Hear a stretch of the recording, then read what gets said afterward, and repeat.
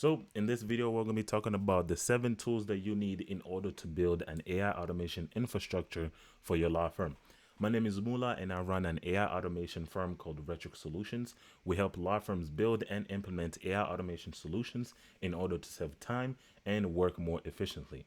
So with that being said, let's hop into the video.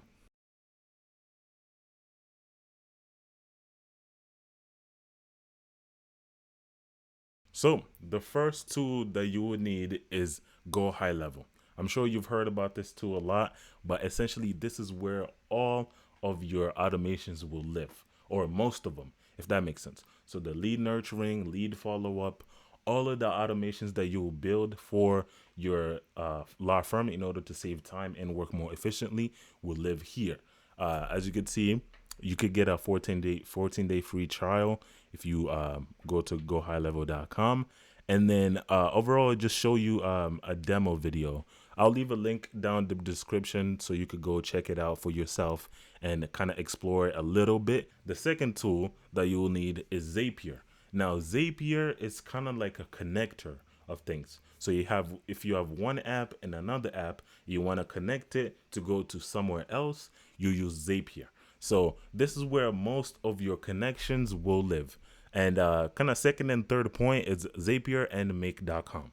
So they essentially do the same thing as you can see over here.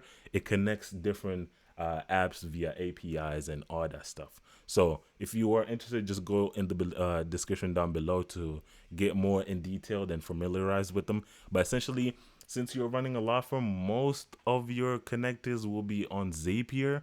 But then again, some connections are able to be done via Make.com and some are able to be made via Zapier. So you kind of pick and choose which one, but for the most part, most of the automations or the connections that you will build will be on Zapier. I like Make.com better because I get to kind of like visually see the apps that I'm connecting.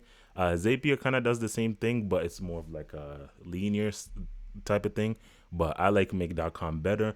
Maybe in another video, I'll make a more in detailed video about Make.com and all the automations I'm able to build in the backend. And then fourth, if you're interested in voice assistants, I use Vappy slash Air.ai, but I really like the interface of AI or Vappy better compared to Air.ai. But essentially, this is where all of my voice assistants that I will build for future clients will live. Yeah, I made a video kind of in shallow depth, not really going too much in detail, but kind of showing a demo about AI voice assistant. I'll leave a link to the description for that video.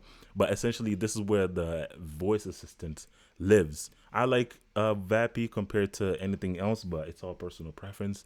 If you're interested, check out Vappy.ai. It's really simple to use, and overall, I like it. And then the other one was Air.ai, but I don't like their website because you can't really go into depth or see what you're getting yourself into that much. But I've heard good things, and also if you look up on YouTube Air.ai, I'm sure there's a lot of videos about this service, but I essentially like Vappy better compared to AI. It's relatively easy to build, but since you're a law firm owner, you don't have time to go into depth with all these systems. So that's why you can leverage us at Retric Solutions to build all these automation systems for you. And then lastly, 6 and 7 are chatbot based softwares that you can use to build a website chatbot. So I personally use BotPress and VoiceFlow interchangeably, depending on the where I'm building it from and also, just how I'm feeling. But this is BotPress. So it's the complete AI agent platform where you could build all sorts of chatbots powered by the latest LLM. So essentially anything you want to build chatbot related, this is how it looks like in the back end. Again, I will make another in-depth video going into depth with these systems or the systems that I use to build AI automation infrastructures. But essentially, BotPress, this is how it looks like. You start with the trigger and then it goes through a sequence or workflow sequence, and then you can add multiple data collection points and all of that stuff. Again, I'll make another video on BotPress much later. And then as you can see, you can integrate it with so many things: WhatsApp, Telegram, Make.com, like I said before, Calendly, and so forth. There's over 100 plus integrations that you could connect your chatbot to. And then again, just overall databases as well as Slack or Monday.com, whatever, anything you could think of, you could use. You could leverage Zapier. You could leverage Zapier and also Make.com to connect the chatbot and then just be able to connect different apps together, if that makes sense. So that's BotPress. And then the last tool is VoiceFlow. So again, like I said before, I use BotPress and VoiceFlow interchangeably, depending on what I'm feeling like I want to build it on.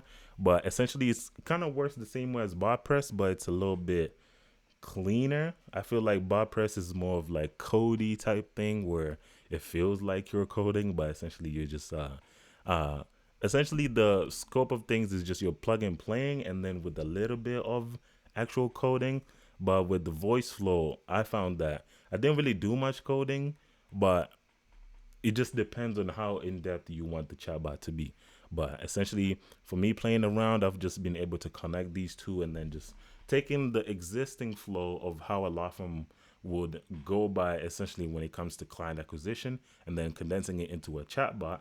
That way, it also functions as a conversational tool where it's able to understand the lead's prompts or inputs and answers, whatever, and then collect information and also qualify and schedule an appointment for your law firm. So these two tools can be a great tool to build website chatbots. And again, I've seen so many firms that do have a chatbot, but the chatbot is the generic one where you click on it, you enter your first name, last name, email, and a little bit of a brief description of a case, and then you have to wait till the law firm contacts you.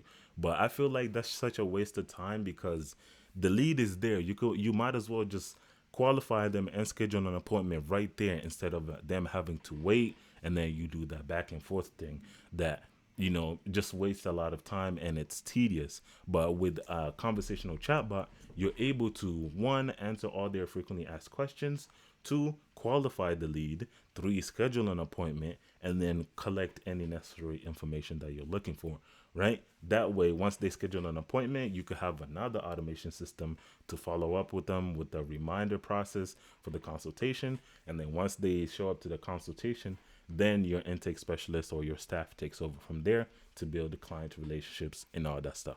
So I really hope you could see how in overall you could use 7 or more tools to kind of build an overall AI automation infrastructure to help your firm save so much time, because I believe by leveraging AI you can save so much time either with just one tool or all of these tools combined. You could save hours per week, essentially just delegating mundane tasks to automation and AI.